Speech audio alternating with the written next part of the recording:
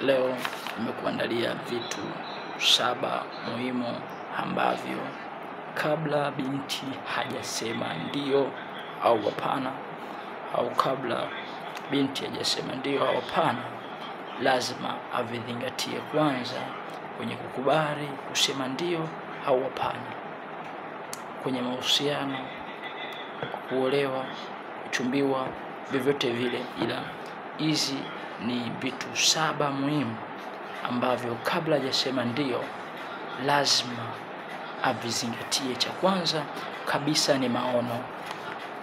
Mwanaume ni maono kabla ya muonekano. Maana methali anasema pasipo maono watu hupoteza mwelekeo. Mwanaume ni maono. Mungu kitu cha kwanza alipomuumba mwanadamu aliweka kitu kinachoitwa maono. Wanaume haupimwi na kitu kingine chote zaidi ya maono. Kwa nini? Kwa sababu Adam kabla ya kuumbiwa Hawa alipewa kazi ya kufanya kwanza. Kwa lazima utazame maono yake. Je, unaweza ukaendana na maono yake? Lakini kanuni ya pili, mwanamke kibiblia ni msaidizi wa mwanaume. Kwa uweze ukasaidia sehemu ambako hamna kitu. Kwa kanuni unaenda kuyasaidia maono ya mwanaume ambayo yanaweza yakakupeleka kule ambako mnaweza mkaenda. Kwa kabla hujasema ndio au hapana, lazima uangalie unatosha kwenye maono yake. Cha kwanza. 2, ana maono. Kama ana maono bado hajawa mwanaume, kwa ana sifa za kusema, una sifa kwake za kusema ndio. Lakini maono lazima uangalie long term plan na short term plan. Zote uangalie baada ya miaka 5 mtakuwa wapi. Inawezekana ana hata 100 leo, lakini ukimtazama miaka 10 unamuona wapi? Ukimtazama miaka 5 unamuona wapi? Ukimtazama miaka 15 unamuona wapi? Kwa akikufuata kwamba nahitaji kuwa na wewe kwa mazumuni ya maisha, okay, tunaomba okay, fine. Lakini cha kwanza naomba unipe long term plan yako ya miaka 15. Naomba unipe pia short term plan yako ya miaka 5. Utaangalia kwa sababu unaenda kuwa mama. Je, aina ya maisha atakao kupitisha ndio ambao uliamua kupita au kuamua bado? Kwa ukiona atoshi kwenye maono yako, sio dhambi kusema hapana, nashukuru kwa kunithamini, kwa kunipa nafasi, lakini mimi na wewe hatuwezi tukaenda njia moja. Kwa nini? Mtu asipokuwa na maono hana cha kujibiwa na Mungu. Mungu kwa kanuni anajibu mtu mwenye maono. Mungu anajibu maono. Kwa mtu asipokuwa na maono, manake bado hajaanza kuishi. Mwanzo 12 mstari wa kwanza, Mungu alimwambia Ibrahim atoke nyumbani kwao aende kwenye nchi amwambiayo. Na the moment alivyotoka ilimchukua Mungu sura moja tu kumbariki Ibrahim. Kwa nini? Kwa sababu kuna maono alikuwa nayo. Alimwambia kiwango cha kuona kwako ndo kiwango nitakachokupa. Kwa kama ana maono, kwa lugha nyepesi, ana cha kupewa na Mungu. Lakini cha pili, hofu ya Mungu. Baada ya kugundua ana maono, je, unaenda kuolewa na mtu mwenye hofu ya Mungu au unaenda kuolewa na monster? Lazima ujue hichi kitu. Unaenda kuingia kwenye mahusiano na mtu mwenye hofu ya Mungu au monster? Kama amuamini Mungu au bado anatumaini na Mungu au nguvu za Mungu, pia atoshi kuambiwa ndio. Kwa nini? Kumbuka unaenda kuwa chini ya mtu kuongozwa. Mtu anayekuongoza anayemuongoza. Efeso 6:22 anasemaje?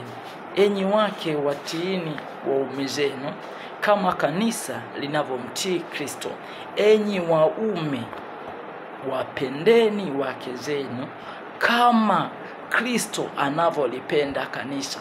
Sasa ukitazama vizuri utagundua mume ni kichwa kama alivyo Kristo. Mtu asiye na hofu ya Mungu anaweza kukuburuza anavyotaka. Kwa nini? Kwa sababu hajui nafasi yake. Mtu asiye na Mungu hajui nafasi yake.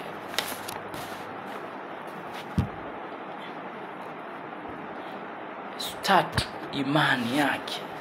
Baada ya hofu ya Mungu, ni kweli naamini ana hofu ya Mungu. Je, ana hofu ya Mungu wako au ana Mungu wake? Imani ya huyo mume au huyo mwanaume lazima uitazame.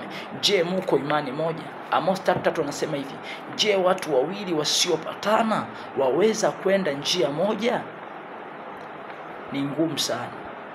Utasema umempenda, okay fine, lakini kumbuka ndoa ni zaidi ya huo unaoita upendo. Mnaenda kuunganisha watu wawili wasiokuwa ndugu, wanaenda kufanyika kuwa ndugu. Koo mbili zisizowahi kuwa ndugu zinaenda kuwa ndugu. Watoto wenu wataishi vipi baada ya nyinyi wawili kutokea kwenye imani tofauti? Wakienda kwa bibi ni Budha, wakienda huku bibi mzaa mama Budha, bibi mzaa baba Hinduism. Hamna kitu kinachotengenezwa. Na katika kanuni inasema mlee mtoto katika njia impasayo, ili hata akiwa mtu mzima hatoiacha njia ya Bwana. Hiyo ndo kanuni ya kimungu. Sasa utatazama imani yake, anatosha atoshi. Ukiona mko imani tofauti, kimbia mbali sana.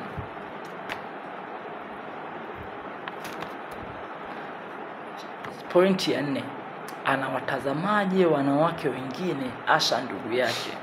Lazima ujue man mentality. Huyo mwanaume mtazamo wake sahihi kuhusu wanawake uko vipi?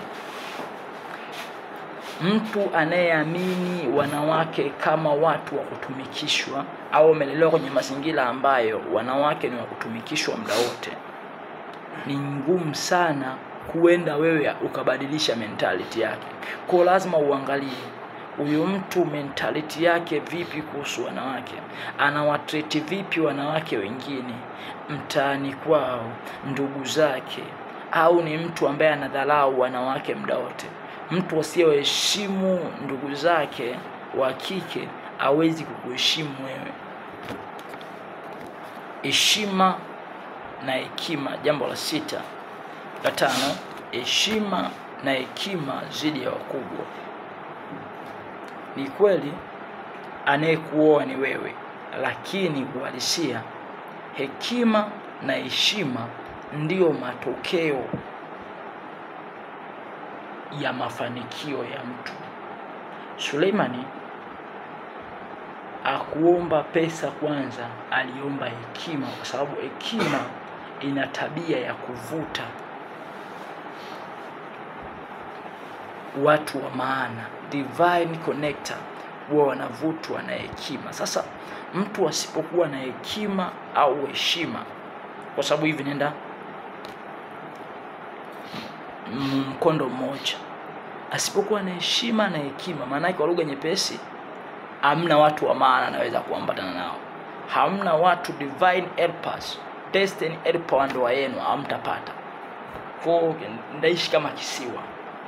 Watu wengi waliokosa hekima na heshima wanaishi duniani kama kisiwani, hawaishi kama dunia ilivyokusudiwa kuishi. Kwa nini? Kwa sababu wamekosa hekima na heshima.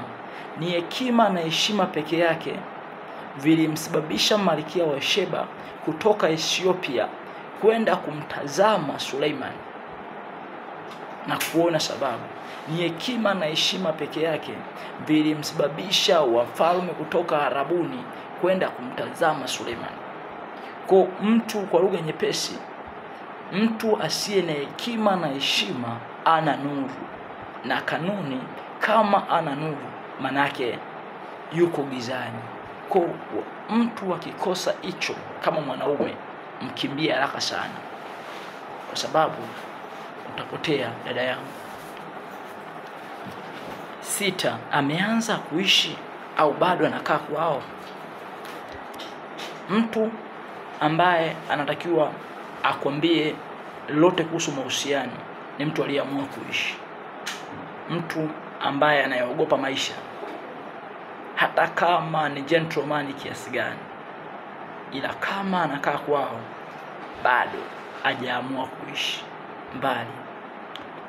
Mungu akumpa Adam Eva ni mpaka alipokaa peke yake.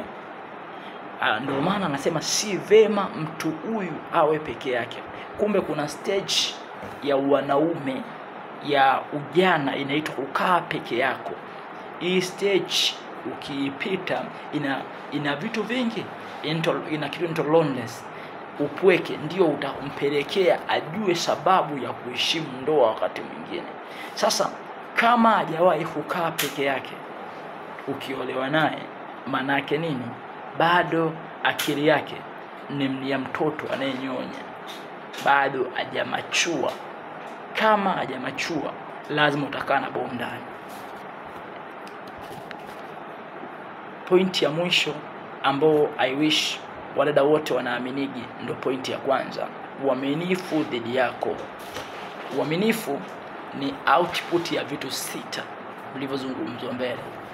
Mtu mwenye hofu ya Mungu, mtu mwenye heshima na hekima, mtu mwenye maono na vingine vyote, lazima atakuwa mwaminifu zaidi yako.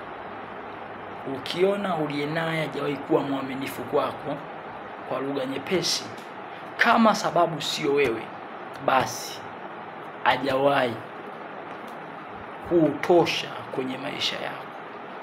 Uaminifu dhidi yako.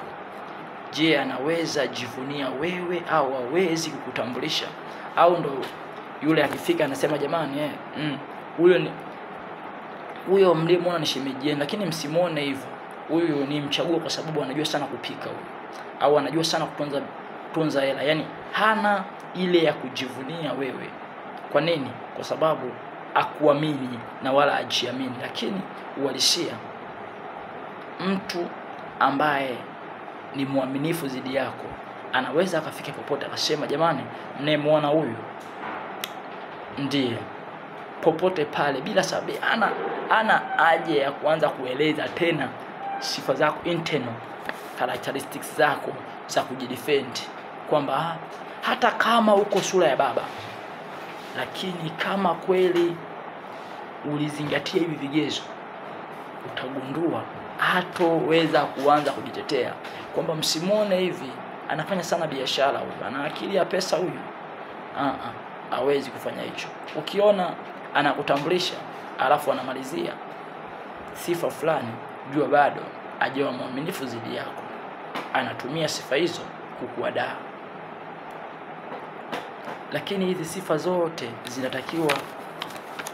zitakuwa na maana kama pia umejiandaa kuwa mke, umejiandaa kuwa mwenza, umejiandaa kuwa mwanamke. Ukiwa msichana, sifa zote hizi zitakuwa bado hazitoshi kwako, kwa sababu kuna tofauti kubwa sana ya usichana na uwanamke. Kila mtoto wa kike anaweza kuwa msichana, ila sio kila msichana anaweza kuwa mwanamke. Umri haupimi usichana wako, umri haupimi uwanamke wako. Matendo yako yanaamua uwanamke wako. Ni aidha uendelee kuwa msichana, dunia ikuhesabu kama watu au kama wasichana wanaokuja na kupotea, au uwe mwanamke, dunia ikuhesabu kama shujaa wa jinsia ya kike. Okay, sifa hizi I wish zitakusaidia kwa wakati mwingine tena. Tutane siku nyingine kwa mambo mengine zaidi. Take care.